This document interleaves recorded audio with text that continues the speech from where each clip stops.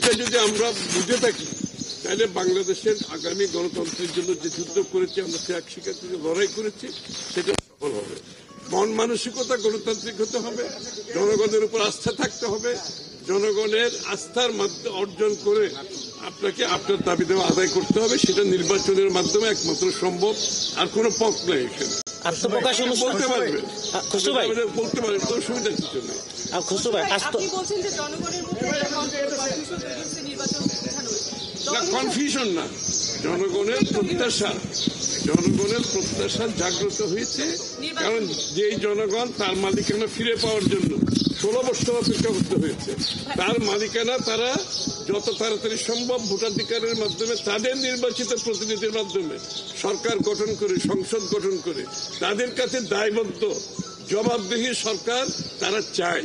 এটাই গণতন্ত্র, এটাই বাংলাদেশের মানুষের মালিকানা ফিরিয়ে দেওয়ার একমাত্র বড় পন্থা। আপনারা কি মনে করছেন অন্তর্বর্তী সরকার কেন বিষয়টাকে ক্লিয়ার করছে না?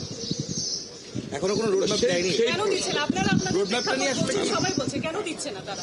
কেন দিচ্ছে না সেই উত্তর তো তারা দিতে পারবে, সেই উত্তর তো আমি দিতে পারবো না।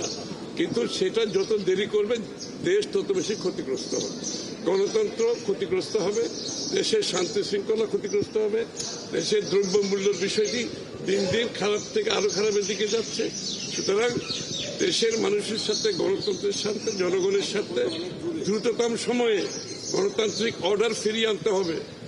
এক এক দিন যাচ্ছে গণতান্ত্রিক সরকার ব্যতীত এক এক দিন সমস্যা বাড়ছে। এটার একমাত্র উত্তর হলো গণতান্ত্রিক অর্ডারের মাধ্যমে, নির্বাচিত সরকারের মাধ্যমে জবাবদিহি দায়বদ্ধ সরকার গঠন করে যাদের পলিটিক্যাল ওয়েট থাকবে, যাদের পলিটিক্যাল মোবিলাইজেশন ক্যাপাসিটি থাকবে, যাদের পিছনে জনগণের সমর্থন থাকবে, তারা এই সমস্যার সমাধান করতে পারে। পুলিশ, এই র্যাব আর সরকারি কর্মকর্তারা জনগণের সমর্থন ব্যতীত আপনি কোনো কিছু দেশে সমর্থন করতে পারবেন না। একটি জনগণ সমর্থন